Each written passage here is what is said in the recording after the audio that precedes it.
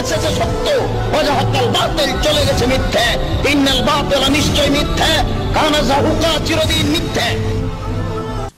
কেন ঈশ্বর একটি ধর্ম তৈরি করলেন না? কেন তিনি ভিন্ন ভিন্ন ধর্ম তৈরি করলেন? তাহলে তো কোনো সমস্যা থাকতো না, কোনো দ্বিধা থাকতো না। আমি তার সাথে একমত। খুবই সুন্দর প্রশ্ন। যদি আপনি কোরআন পড়েন, আল্লাহ কোরআনে বলেছেন সূরা আল ইমরান ৩ নম্বর সূরা ১৯ নম্বর আয়াত, ইন্নাদ-দীনা ইনদাল্লাহিল ইসলাম। আল্লাহ তাআলার কাছে একমাত্র গ্রহণযোগ্য ধর্ম হচ্ছে ইসলাম। ইসলাম মানে আল্লাহ তাআলার কাছে নিজের ইচ্ছাকে সমর্পণ করা। যদি আপনি সবগুলো ধর্ম দেখেন, সর্বশক্তিমান ঈশ্বর নবী বা রাসূল প্রেরণ করেছেন এক ধর্ম প্রচারের জন্য।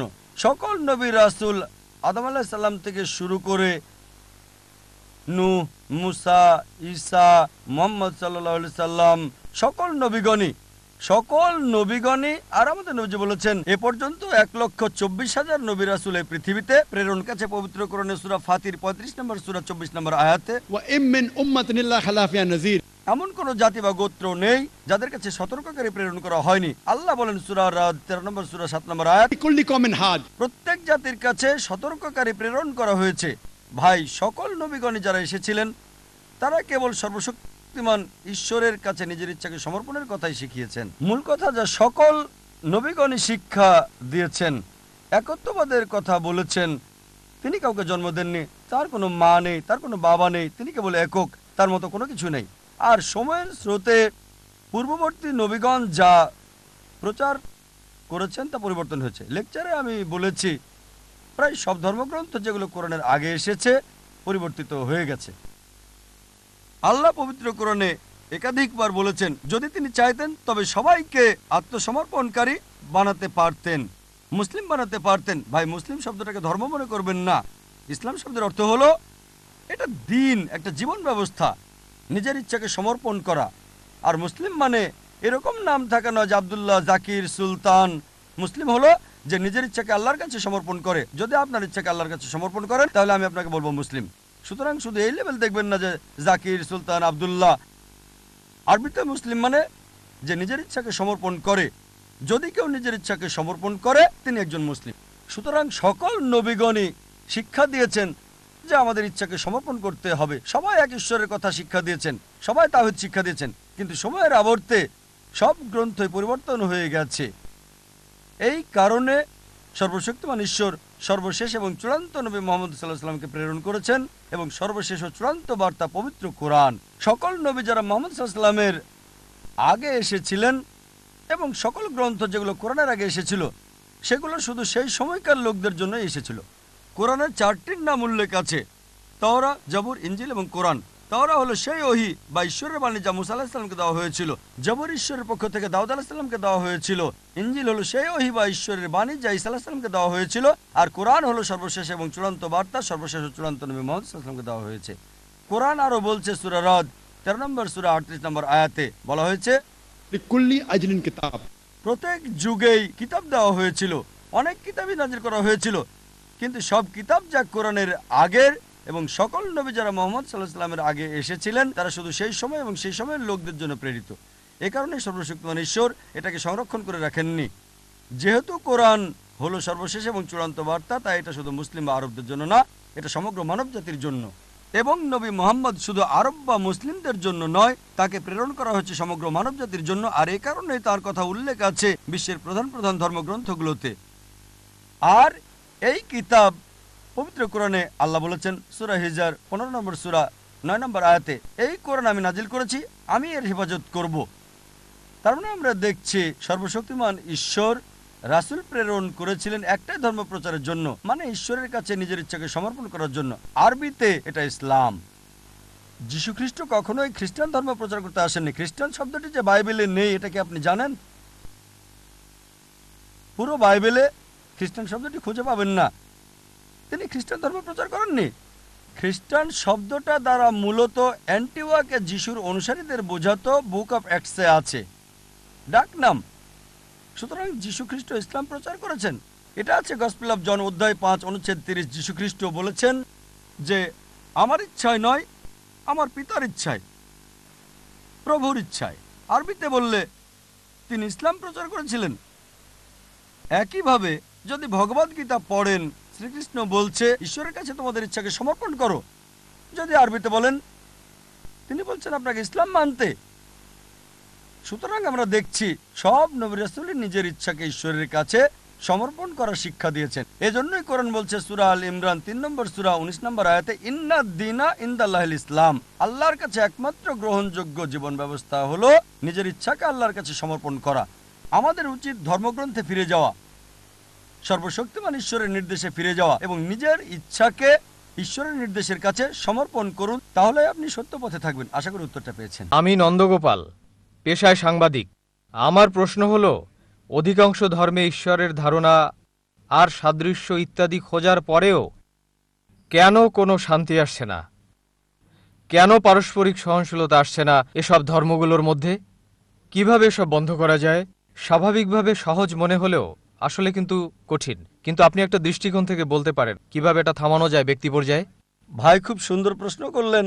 এত মিল, এত সাদৃশ্য, এত একত্ব থাকা সত্ত্বেও পৃথিবীর বিভিন্ন ধর্মগুলোর মধ্যে কেন এত শত্রুতা? আমার মতে এক কথায় এটার জন্য দায়ী হচ্ছে ধর্মীয় নেতারা। এজন্য আমি বলি, যদি আপনার ধর্মকে জানতে চান, আপনার ধর্মগ্রন্থে আপনি ফিরে যান। কিন্তু দুঃখজনক হলো, ধর্মপুত্ররা নিজেদের প্রভাবকে ধরে রাখতে চায়। তারা সাধারণ মানুষকে ধর্মগ্রন্থ থেকে দূরে রাখতে চায়, কারণ জনগণ ধর্মগ্রন্থ পড়ে যদি সরাসরি অনুসরণ করে তাহলে তাদের কাছে কে যাবে? তাই সবচেয়ে ভালো উপায় ধর্মগ্রন্থে ফিরে যান, বোঝার চেষ্টা করেন এবং অনুসরণ করেন। আমরা দেখি, যদিও আমরা জানি সব প্রধান ধর্মই বলে যে ঈশ্বর এক, ঈশ্বরের কোনো প্রতিমূর্তি নেই, মূর্তি পূজা করা যাবে না, তারপরও দেখি অধিকাংশ ধর্মই ইসলাম ছাড়া মূর্তি পূজায় বিশ্বাস করে। কেন? কারণ হল, আমি একটা উদাহরণ দিচ্ছি। যদি একজন হিন্দু গুরুকে জিজ্ঞেস করেন যে বেদ পরিষ্কার করে স্পষ্ট করে বলছে ঈশ্বরের কোনো প্রতিমূর্তি নেই, সে আমাকে বলবে, হ্যাঁ হ্যাঁ ডাক্তার নায়েক, আমি জানি এটা পরিষ্কার নিষেধ, কিন্তু আসে। ঈশ্বরের প্রতিমূর্তি নাই উঁচু স্তরের লোকজনের জন্য, নিচু স্তরের লোকজনের জন্য মনোনিবেশ করার জন্য মূর্তি প্রয়োজন। আমি বলি, এটা কোথায় আছে? বলবে, না না না, এটা আমাদের মতবাদ, নিজস্ব মতবাদ। ধর্মীয় গুরুরা নিজস্ব মতবাদ নিয়ে আসে আর বলে মনোনিবেশ করার জন্য মূর্তি দরকার। আমি আপনার সাথে একমত। তারা বলে, ডক্টর নায়েক, বেদ মূর্তি পূজার বিরোধী, বেদ সর্বশক্তিমান ঈশ্বরের প্রতিমূর্তির বিরোধী, কিন্তু সেটা উঁচু স্তরের লোকজনের জন্য। আর আমি তাদের বলি, প্রিয় পণ্ডিতজি, প্রিয় স্বামীজি, আমরা মুসলিমরা ইতিমধ্যে উঁচু স্তরে পৌঁছে গেছি, আমাদের মূর্তি দরকার হয় না। সুতরাং এই অবস্থায় আমাদের যা দরকার, অধিকাংশ ধর্মগুরু বা ধর্মপ্রচারক বা পণ্ডিত অধিকাংশ ধর্মের একই কাজ করে, যা আমি আপনাদের পরিষ্কার করে বলেছি। যীশু খ্রিস্ট বা ঈসা আলাইহিস সালাম কখনোই নিজেকে ঈশ্বর দাবি করেননি। তারপরও দেখবেন যে পাদ্রীরা বিশ্বাস করতে বলছে যে যীশু খ্রিস্ট আপনার পাপের জন্য মৃত্যুবরণ করেছিলেন, আপনি মুক্তি পাবেন। যীশু খ্রিস্ট বা ঈসা আলাইহিস সালাম কোথায় এটা বলেছেন? আমরা যা দেখি। আর এজন্য আমি হিন্দুদের বলি, বেদে ফিরে যান। খ্রিস্টানকে বলি, আপনারা গ্রন্থে ফিরে যান। আমি জানি পার্থক্যও রয়েছে, আমি বলছি না ধর্মগুলোতে কোনো পার্থক্য নেই। আমি বড় একটা লেকচার দিতে পারবো পার্থক্যগুলো নিয়ে, ইসলাম, হিন্দু এবং খ্রিস্টান ধর্মের। তবে আমি যা বলি, সকল মানুষকে কমপক্ষে একটা গ্রন্থকে 100 ভাগ ঈশ্বরের বাণী বলে আপনারা বিশ্বাস করে নিন। অধিকাংশ মানুষেরই এটা মানতে কোনো সমস্যা হবে না। হিন্দুরা বলবে আমাদের কোনো সমস্যা নেই বেদকে ঈশ্বরের বাণী বলে মানতে। খ্রিস্টানরা বলবে কোনো সমস্যা নেই বাইবেলকে শতভাগ ঈশ্বরের বাণী বলে মানতে। মুসলিমরা বলবে কোনো সমস্যা নেই কোরআনকে ঈশ্বরের বাণী বলে মানতে। তখন আমি বলি, চলুন আমরা কমপক্ষে এই গ্রন্থগুলোর কমন বিষয়গুলো মেনে চলি, পার্থক্যগুলো নিয়ে পরে দেখা যাবে। অন্তত কমন বিষয়গুলো মানার ব্যাপারে একমত হই। আমার বক্তব্যে কমন বিষয়গুলো আনার চেষ্টা করি আমি, এবং তুলে ধরি সব প্রধান ধর্মগ্রন্থগুলো, হোক সেটা হিন্দুইজম, ক্রিশ্চিয়ানিটি, জুডাইজম, পার্সিজম, শিখিজম, ইসলাম, সবগুলোই বলছে ঈশ্বর এক, তার কোনো মূর্তি নেই, তাকে কেউ জন্ম দেয়নি, তার কোনো পিতামাতা নেই। চলুন এক ঈশ্বরের উপাসনা করি। সব প্রধান ধর্মগ্রন্থগুলো, জুডাইজম, ক্রিশ্চিয়ানিটি, হিন্দুইজম, বুদ্ধিজম, পার্সিজম, এগুলো বলছে যে পৃথিবীতে একজন নবী আসবেন, তার নাম মোহাম্মদ সাল্লাল্লাহু আলাইহি সাল্লাম। আমি একটা লেকচার দিতে পারবো মোহাম্মদ সাল্লাল্লাহু আলাইহি সাল্লাম হিন্দু ধর্মগ্রন্থে, পুরো একটা লেকচার দিতে পারবো মোহাম্মদ সাল্লাল্লাহু আলাইহি সাল্লাম প্রধান প্রধান ধর্মগ্রন্থগুলোতে। আমি বলবো চলুন একমত হই, ঈশ্বর এক, তার জন্ম হয় নাই, কোনো প্রতিমূর্তি নাই, কোনো মূর্তি নাই। দ্বিতীয় হচ্ছে সব প্রধান ধর্মগ্রন্থই বলছে একজন নবী আসবেন, তিনি সর্বশেষ নবী, তার নাম মুহাম্মদ। এটা উল্লেখ আছে বাইবেলে, গসপেল অফ জন 16 নম্বর অধ্যায় অনুচ্ছেদ 12 থেকে 14। যীশু খ্রিস্ট ভাই সাল্লাল্লাহু আলাইহি সাল্লাম বলেছেন, আমার অনেক কিছু বলার আছে কিন্তু তোমরা সব সহ্য করতে পারবে না, তার জন্য যখন সত্যের আত্মা আসবেন তিনি তোমাদের পথ দেখাবেন। তিনি নিজে কিছু বলবেন না, যা শুনবেন তাই বলবেন, তিনি আমাকে সম্মানিত করবেন। নিউ টেস্টামেন্ট নবীজি মুহাম্মদ সাল্লাল্লাহু আলাইহি সাল্লাম সম্পর্কে বলছেন। Old testament book of Deuteronomy অধ্যায় 18 অনুচ্ছেদ 18 মুহাম্মদ সাল্লাল্লাহু আলাইহি সাল্লামের আগমনের কথা বলছে। বুক অফ ডিউটোরনমি অধ্যায় 18 অনুচ্ছেদ 19 মুহাম্মদ সাল্লাল্লাহু আলাইহি সাল্লাম সম্পর্কে বলছে। বুক অফ আইজায়া অধ্যায় 29 অনুচ্ছেদ 12 নবীজি মুহাম্মদ সাল্লাল্লাহু আলাইহি সাল্লামের আগমনের কথা বলছে। বুক অফ সলোমন অধ্যায় 5 অনুচ্ছেদ 16 ওল্ড টেস্টামেন্টে নবীজি মুহাম্মদ সাল্লাল্লাহু আলাইহি সাল্লাম সম্পর্কে বলা হয়েছে। নিউ টেস্টামেন্টে গসপেল অফ জন অধ্যায় 14 অনুচ্ছেদ 16, গসপেল অফ জন অধ্যায় 15 অনুচ্ছেদ 26, গসপেল অফ জন অধ্যায় 16 অনুচ্ছেদ 7, গসপেল অফ জন অধ্যায় 16 অনুচ্ছেদ 12 থেকে 14। এগুলো সব মুহাম্মদ সাল্লাল্লাহু আলাইহি সাল্লামের আসার ব্যাপারে বলছে। আমি হিন্দু ধর্মগ্রন্থ থেকেও বলতে পারি, যদি আপনি হিন্দু ধর্মগ্রন্থ ভবিষ্যৎ পুরাণা পড়েন, পর্ব 3 খণ্ড 3 অধ্যায় 3 5 থেকে 8 নম্বর শ্লোক, ভবিষ্যৎ পুরাণা পর্ব 3 খণ্ড 3 অধ্যায় 3 শ্লোক 10 থেকে 27 নবীজি মুহাম্মদ সাল্লাল্লাহু আলাইহি সাল্লাম সম্পর্কে বলছে। অথর্ববেদ মুহাম্মদ সাল্লাল্লাহু আলাইহি সাল্লাম সম্পর্কে বলছে। ঋগ্বেদ মুহাম্মদ সাল্লাল্লাহু আলাইহি সাল্লাম সম্পর্কে বলছে। একটা লেকচার দেওয়া যাবে।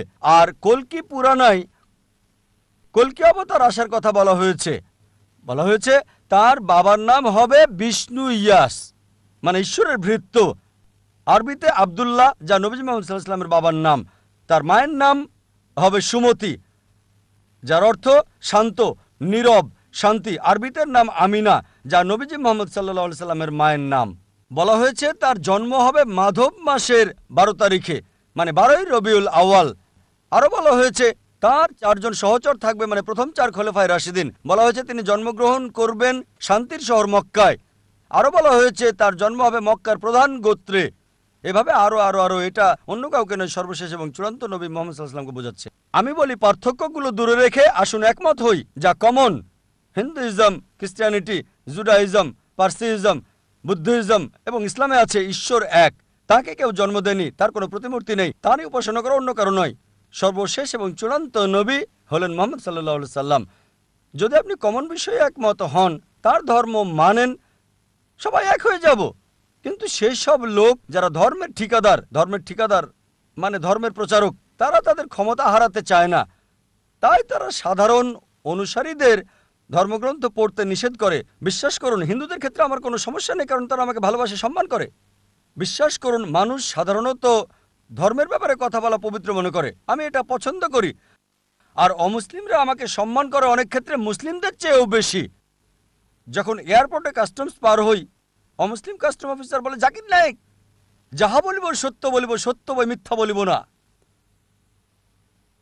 সে সত্য বলছে, একেবারেই সত্য, যেহেতু আমি কোর্টে শপথ গ্রহণ করেছি, সুতরাং আমরা যা বুঝি সত্য বলতে হবে। এজন্য আপনার সাথে একমত ভাই। অসহিষ্ণুতার পার্থক্যের কারণ হলো ধর্মীয় গুরুরা, ধর্মীয় নেতারা।